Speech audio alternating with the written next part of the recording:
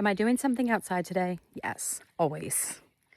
It's like 55 degrees and yesterday was like 80. So this is a nice little change. But I want to go and show you guys what's popping up in my garden. So I am in zone 7A in the eastern panhandle of West Virginia, and I pretty much garden year round. We did have a super cold winter that I was not a fan of, but we needed it for pest control, and we had a lot of snow. We got like 2 feet of snow almost at once, and it took forever to melt. It is the absolute best for the water table. We've been in a drought for almost 2 years. Last year was pretty scary. I just kind of let my garden go because I didn't want my well to run dry. So that kind of gave me an idea of like how far I can push it without anything crazy happening. So that's where that is. There is a bed that I am always working on. I've got lots of perennials in here, some spring blooming flowers. There's a lupin back there, lots of gladiolus. These are all irises, and we've got some mint that's popping up, daylilies, the comfrey right here. I can't remember what that is called. Somebody help me out here. I have a tulip, one single tulip. And then I'm pretty sure this is called a pink lady. Got more daffodils that have passed on. This is just a pile of hostas.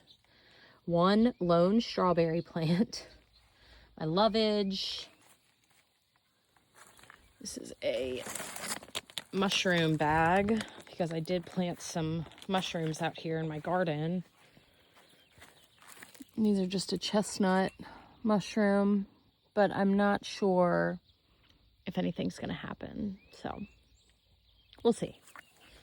Got lots of red vein sorrel, and I think these are little, it's either cilantro or marigolds popping up because my cilantro reseeded and I forgot about my marigolds and they just kind of did their own thing.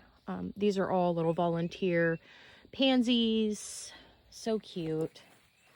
Got a dead eucalyptus. Oh, but finishing up in this bed, we've got more mint popping up. All of that back there is apple mint. Some little seeds popping up. I'm pretty sure that's all cilantro as well.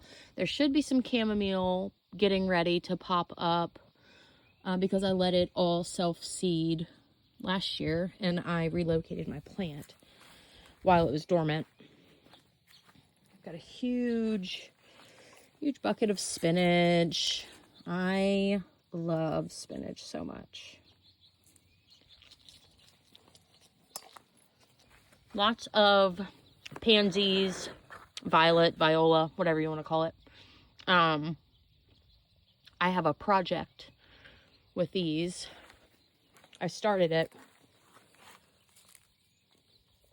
I've got these little, where they're going to be like little hanging orbs with flowering pansies.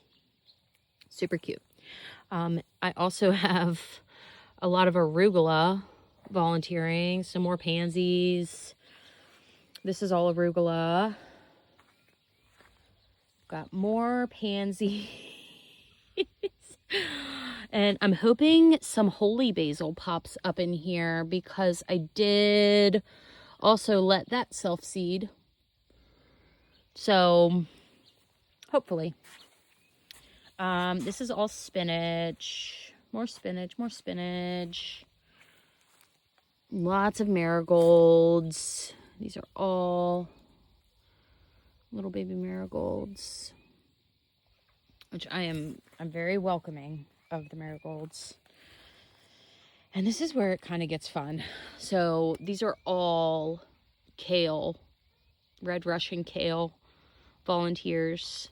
I'm a microgreen farmer, and I throw all of my spent soil in my garden beds just to add volume. So I always get a massive influx of volunteers. Last fall, I did a big dump into one bed, and I got probably 50 or 60 volunteer radishes. Some of them were like a white icicle. Some of them were just like a purple, beautiful, delicious radish. And you just never know what's gonna happen when you do that. So that's exciting.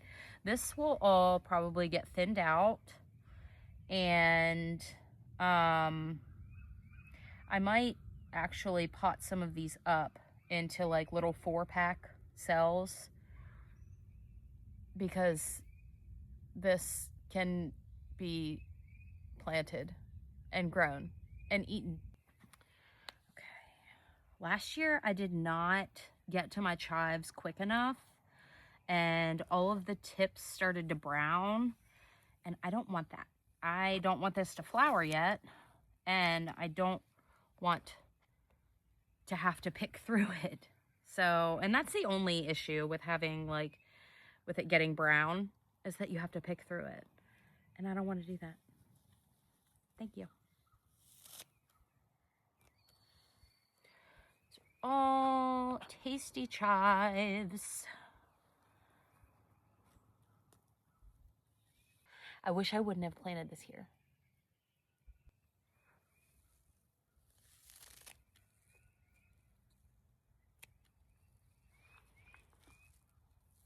Go see what else is popping up. Ooh.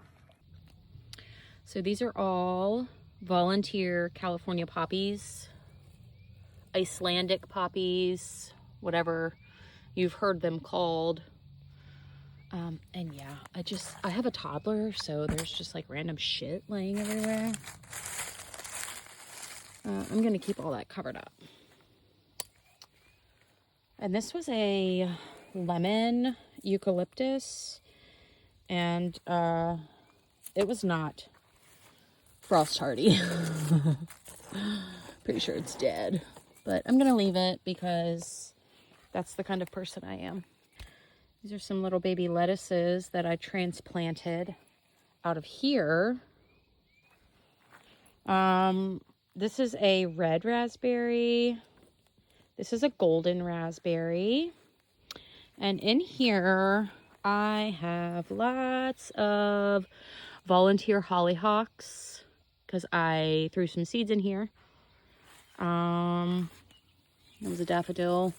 This is a little lavender that I propagated and stuck in the ground last summer, and she's doing okay.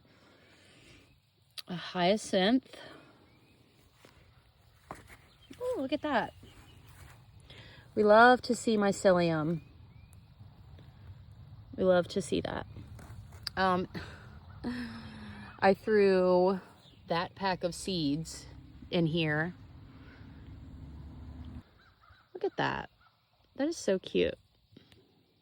These are all little volunteer kales. So the kale that we started pricking out in this bed, that's what this is looking like. I mean, that's exactly what that started as. So yeah, that's exciting. I sowed 3 rows of beets in here, and it was the chaga variety. And these are all starting to germinate, so that's really exciting. Over in this bed, we've got a couple volunteer pansies, and then I sowed some very early spring peas, and they're slowly popping up. And I'll probably have lots of cilantro in this bed because I threw some cilantro seeds out. So probably lots of mustard, lots of radish. The mushroom got me.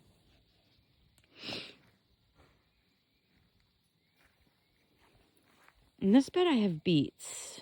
They're just starting to emerge from the soil. But I did 6 rows of beets in here. Here I've got some spinach. And some peas that are taking forever. I'm pretty sure the rabbit is eating them. I have a rabbit in here.